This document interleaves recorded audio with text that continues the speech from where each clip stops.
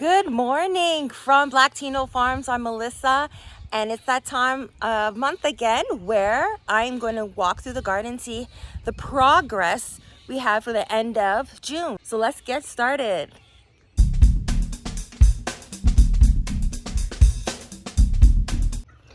So as usual, I'm going to start in the tomato garden, the tomato house. They are coming along very nicely, especially up in the front bed, looking good. And in the back, coming up nicely. And as you can see in the back here, I did plant some celery, and there's some nasturtiums that's coming through over here. So if you remember from last month, because of the change from UV lights to natural sunlight, they weren't doing very well. Also here where I'm living in Ontario, the temperature has been very low, so we haven't been getting a lot of nice heat and not a lot of rain. So I've been watering the garden myself, but heat is another factor why I don't think some of my vegetables are doing well. Here we have I think it's snow peas on this side, and green beans on this side. They're coming up very nicely. And then for some reason I have a sunflower growing in the middle of my aisle here. I left it there. I don't like picking us up. Look how tall. This is almost as tall as me. This is a snap peas, and then snow peas over here. And if you take a look over here as well, look how these this is a broad bean plant. It grows different from the other bean plants. It's almost like a stalk. Kind of reminds me of, you know, that story Jack and the Beanstalk. Look how tall it grows. It grows very different. And in the middle here, what you see is beets growing. So this is my beans aisle, and in front of the green beans we have my lettuce, and back there the romaine lettuce. So I'm just gonna swing over here and look at our corn. Corn is maybe up to my hip now, growing very well. So again, we're growing in blocks, and as soon as it get tall where you see the pollen, I'm going to show you how to pollinate manually the corn. Okay, let's walk through here. And I saw somebody trying to take the head off of a pineapple and just put it in the dirt. And so this is just an experiment. So that's a pineapple head. But down here, if you look, that's one artichoke growing there, but I have larger ones over here, so they're growing pretty nicely. Again, I planted seeds in here. The artichoke that I had last year didn't take, possibly because of the very cold weather we had in Canada here in Ontario. I've been missing, this is asparagus. Look how tall it gets. I'm gonna show you, pan up here. And it's starting to flower, so that's the seeds. So we haven't been taking very good care of cutting down the asparagus. That's why it's going to flower. We're just getting kind of tired of eating the asparagus all the time. And here's my Mother's Day strawberries. We have been eating a few nice juicy red strawberries, but none today. I guess Christian came out earlier, probably ate some. And then we have our onion beds, some more romaine lettuce. Well, I have to probably take some out and feed to the birds. So here we have my herb garden. So let's take a look. So we have our chives, some dill growing, big head of lettuce, parsley, oh, and cilantro doing very well.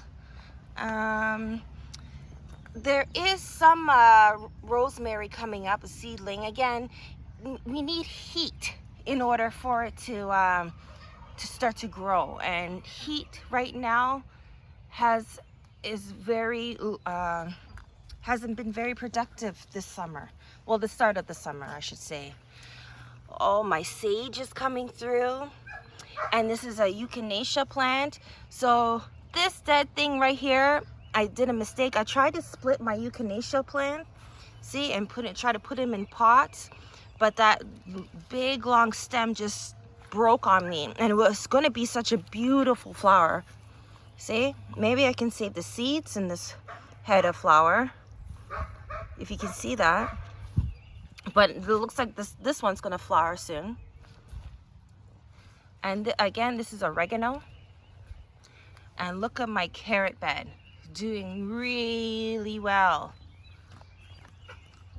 So if I pan over to the next bed, I do have to clean up this bed, but this is like my cabbage plant. Back there is we got Swiss chard, more cabbage. Down here is my chamomile flowers. Let's see what else. More cabbage going down here, and a lot of the spiky stuff is weeds that I have to pull out. And back there is some Swiss chard. So I will be working in this bed, trying to clean it up. This is our, again, I'm different type of onions and garlic in this bed. So here's the garlic. Okay, so with garlic, I've learned that once it starts to produce this little flower here, they call scapes. You clip this end, is ready to clip this end, so you will get a huge bulb of garlic to grow. So that's going to be an experiment today, because this year, because every time I try to grow garlic, it's not this huge bulb. So let's see. Now we're at the melon section, melon and squash section. So over here, I got my watermelons growing, and I also had a lot of broccoli seedlings. So I looked for companion planting for broccoli, and they said broccoli goes well with melons and squash. So let's see how it does in this bed. Over here, I have my zucchini and squash. Growing pretty well. I do see some zucchinis. Look at that over there. There's some yellow, and I saw a green one back there. Let's see. There's more zucchini on this side, and I have my tarragon growing nicely. I did put down more seeds for tarragon, so maybe you'll see more next month. On this side, I have my cucumbers and squash.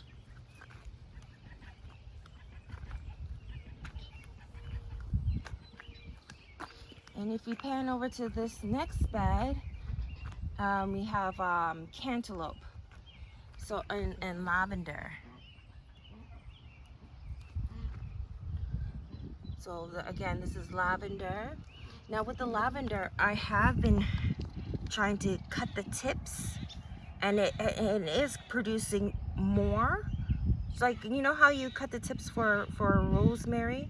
Anytime you prune, the more you prune, it promotes growth. And over here, I actually last month tried to split my savory plant.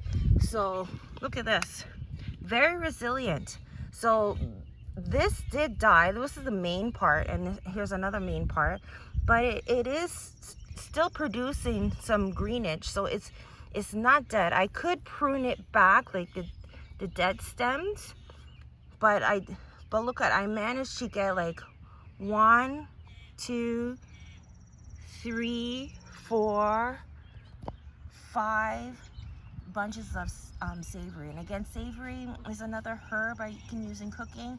Kind of smells like rosemary. And back here I did plant again broccoli along with the cantaloupes. So I'm going to take you into this greenhouse here. I am so scared of this greenhouse. Let me tell you, way back there in the right corner, I was working, starting to weed out plants, and I saw a snake. Scared the out of me. I do not like snakes, and I can still hear it slithering away. Oh my gosh, so I'm so scared and timid to come in here, but I'll do it for you guys. So again, we have my romaine lettuce. Look at this broccoli. I haven't been in here in a while, again because of the snake. Let's see if I see any broccoli in here.